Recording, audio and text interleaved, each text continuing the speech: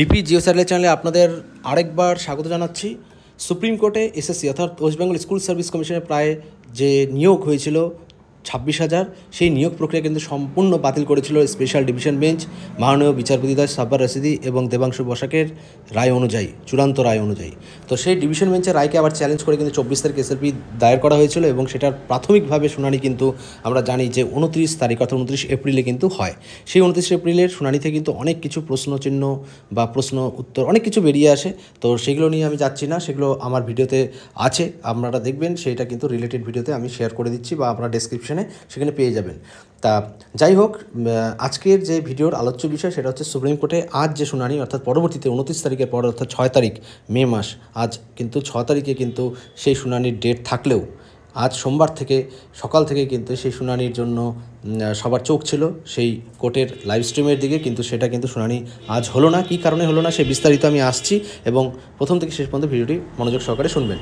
তো যাই হোক, 2016 যে এসএলএসটি হোক বা আরএলএসটি যে নিয়োগ প্রক্রিয়া সম্পূর্ণ প্রায় 26,000 নিয়োগ প্রক্রিয়া, সেটা যেহেতু বাতিল করেছে, তো সেই বাতিলের শুনানির ডেট কিন্তু পরবর্তীতে যেটা হলো সেটা হচ্ছে আগামীকাল অর্থাৎ মঙ্গলবার 10:30টার সময় সেই শুনানি অর্থাৎ মামলাটি উঠবে বলে আমাদের প্রধান বিচারপতি চন্দ্রচূড় স্যারের বেঞ্চ কিন্তু জানিয়ে দেয়। তা আপনারা জানেন যে 3জন বিচারপতির বেঞ্চে কিন্তু এটা হচ্ছে, অর্থাৎ ডিওয়াই চন্দ্রচূড় প্রধান বিচারপতি যিনি আছেন এবং বিচারপতি জেবি পাত্রিওয়ালা এবং বিচারপতি মনোজ মিশ্র। তো সেখানে কিন্তু আজ কিন্তু মামলাটা ছিল 30 নম্বরে অর্থাৎ 30, আইটেম নম্বর 33 ছিল, কিন্তু 30 নম্বর যখনই আসে তার আগেই কিন্তু জানিয়ে দেয় সেকেন্ড হাফে দ্বিতীয়ার্ধে যখন শুনানিগুলি চলছিল, তো তখন কিন্তু মাননীয় প্রধান বিচারপতি জানিয়ে দেন যে এই শুনানিটি অর্থাৎ কিছুক্ষণ পরে হবে, অর্থাৎ ছোটো ছোটো যে শুনানিগুলি রয়েছে সেই শুনানিগুলি হয়ে যাওয়ার পর কিন্তু আইটেম নাম্বার 30কে আবার ধরা হবে বা শোনা হবে। কিন্তু যখনই প্রায় 4:30 বা সেই সময়টা আসে, যতদূর বিভিন্ন সোর্স থেকে আমরা খবর পাচ্ছি, সেই সময়টি আসলে পরে কিন্তু 4:30টার সময় আমাদের মাননীয় বিচারপতি জানান যে এটা আরও সময় নিয়ে অর্থাৎ ঠান্ডা মাথায় কিন্তু শুনতে হবে বিস্তারিত, সেই কারণে আজ শুনানি করা যাবে না। শুনানি কিন্তু আগামীকাল অর্থাৎ 10:30টার সময় মঙ্গলবার আইটেম নাম্বার 2তে কিন্তু রয়েছে, অর্থাৎ সিরিয়াল নাম্বার 2তে যেহেতু রয়েছে, তো আগামীকাল 100% ধরে নেওয়া যায় যে শুনানি প্রায় প্রথমার্ধেই হয়ে যাবে। তার সাথে আরেকটা কথা যেটা খবর, সেটা হচ্ছে যে যখন 10:30টার শুনানির কথা উঠলো তার আগেই অর্থাৎ এখানে আমাদের রাজ্যের যে আইনজীবী মহকুল রোহতগি যিনি রয়েছেন, তিনি কিন্তু তার বলেন যে গলার সমস্যা রয়েছে, সেজন্য কিন্তু আবার অনেকে একটা সোর্স থেকে জানা যাচ্ছে বা একটা খবরে পাবলিশড হয়েছে, আপনারা হয়তো বা দেখেছেন যে শুনানিটা কিন্তু পিছিয়ে গেছে তার কারণেই, তো এমনটা জানা গেছে। তো সেটার কারণটা আমাদের জানা নেই। তা যাই হোক, যেই খবরটা উঠে আসে সেটা অবশ্যই আপনাদের সাথে একটু স্ক্রিনশট শেয়ার করছি, আপনারা দেখুন সেটা।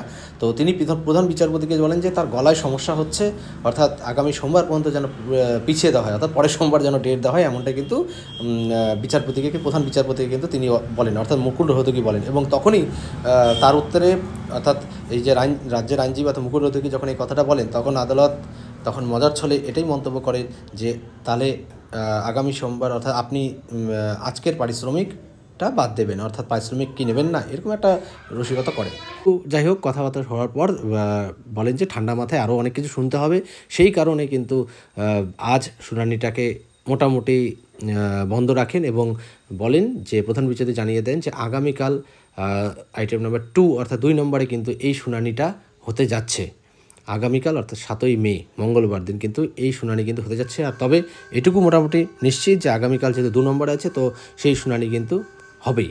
তা দেখা যাক আগামীকাল সেখান থেকে কী কী তথ্য উঠে আসে, সেগুলো অবশ্যই আপনাদের সাথে আপডেট নিউজটা শেয়ার করব। এবং কোনোরূপ যদি কিছু খবর আপনাদের কাছে আপডেট খবর থেকে থাকে, অবশ্যই আমি যদি কোথাও মিস করে থাকি বা ভুল বলে থাকি, অবশ্যই আপনারা কমেন্টস সেকশনে গিয়ে অবশ্যই কমেন্টস করুন। তা যাই হোক, ওই দিন চন্দ্রচূড় স্যার অর্থাৎ 29 তারিখ যে কথাটা তুলে ধরেন সেটা হচ্ছে প্যানেলের বাইরে নিয়োগ করা হয়েছে, যে মেইন পয়েন্টসগুলো সেগুলো আপনাদের সাথে একটু শেয়ার করছি। প্যানেলের বাইরে নিয়োগ করা হয়েছে, আর সেটা কিন্তু অবশ্যই প্যানেলের বাইরে মানে সুপার নিউমেরির কথা যেটা তিনি তুলে ধরেন, এবং সেটা কিন্তু অবশ্যই জানিয়ে দেন যে এটা কিন্তু সম্পূর্ণভাবে জালিয়াতি, আর কোনোভাবে যদি বেআইনিভাবে নিয়োগ করা হয় তাহলে কিন্তু কোনো সন্দেহ নেই সেটা কিন্তু তদন্ত হওয়া দরকার। এবং তার সাথে এটাও জানেন যে এই যে প্রায় 26,000 চাকরি বাতিল, সেটা কিন্তু বিশাল বড় একটা সিদ্ধান্ত। যখন কোর্টের কাছে কোনো অর্থাৎ বিচারপতির কাছে কোনো অপশান না থাকে, অর্থাৎ কোনো অল্টারনেট উপায় না থাকে, তখন কিন্তু এরকম প্যানেল বাতিল করতে বা এইরকম সিদ্ধান্ত গ্রহণ করতে বাধ্য হয় বিচারপতিরা। তো যাই হোক, সেটা নিয়ে আর কোনো অন্যরকম কিছু পজিটিভ বা নেগেটিভ কিছু কমেন্ট হয়নি, তো সেটা শোনার অবশ্যই বিষয় ছিল, সেই জন্য শুনানিটা আজ অর্থাৎ 6 তারিখে ছিল। কিন্তু এই কারণগুলির জন্য কিন্তু, যে কারণগুলো আপনাদের শেয়ার করলাম সেই উক্ত কারণগুলির জন্য কিন্তু আজ শুনানি হয়নি। আগামীকাল অবশ্যই সেই শুনানিটা হতে যাচ্ছে, তো আমাদের চোখ থাকবে সেই দিকে। অবশ্যই আপনাদের আপডেট নিউজগুলো শেয়ার করা হবে। ধন্যবাদ সকলকে, ভালো থাকবেন।